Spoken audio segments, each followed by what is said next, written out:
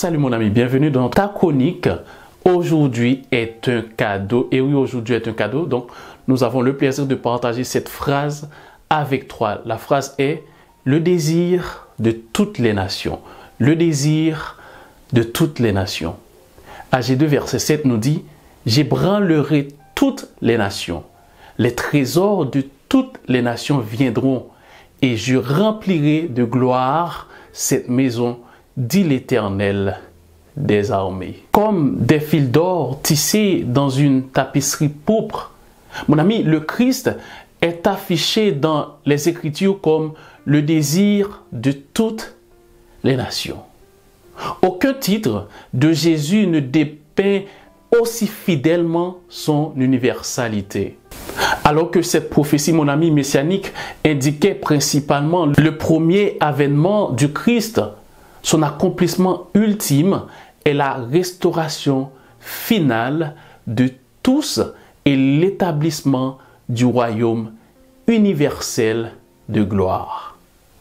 Jean écrit à ce sujet, il dit « Le septième ange sonna de la trompette, et il y eut dans le ciel de fortes voix qui disaient « Le royaume du monde est remis à notre Seigneur et à son Christ, et il régnera au siècle des siècles. » Apocalypse 11, verset 15. Mon ami, à travers les siècles, le Christ est resté l'indiscutable désir de tous. Bien que rejeté, méprisé et crucifié par son peuple élu, bien que parfois trahi et nié par ceux qui professent son nom, il n'en demeure pas moins le désir de toutes les nations. L'apôtre Paul a écrit à propos de ceux qui aspirent à cet événement tant attendu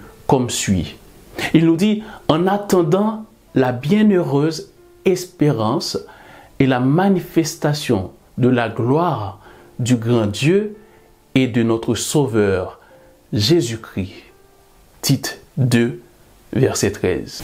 Partout, les hommes sont insatisfaits.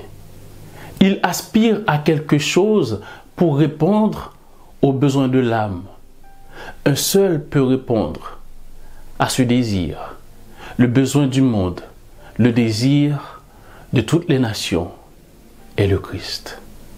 Oh mon ami, toi qui nous suis depuis quelque temps, as-tu déjà Jésus dans ta vie? Celui qui a été crucifié pour toi et pour moi sur la croix. Celui qui peut combler ce vide que nous avons. Celui qui peut nous soulager de nos peines, de nos douleurs. Celui qui est un ami sûr. Je t'invite, mon ami, à accepter ce Jésus dans ta vie, car il revient très bientôt. As-tu ce désir de le laisser transformer ta vie, de le laisser transformer ton caractère et de le ressembler? As-tu ce désir? Prions. Éternel Dieu Tout-Puissant, Dieu d'amour, nous te remercions. Et oui Seigneur, tu es la seule personne qui peut combler ce vide en nous.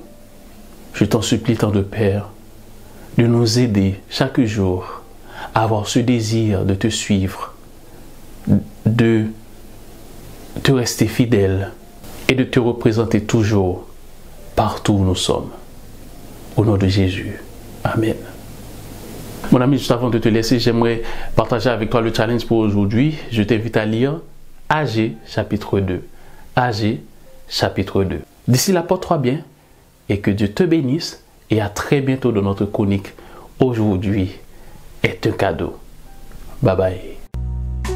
Seigneur, nous recherchons ta volonté.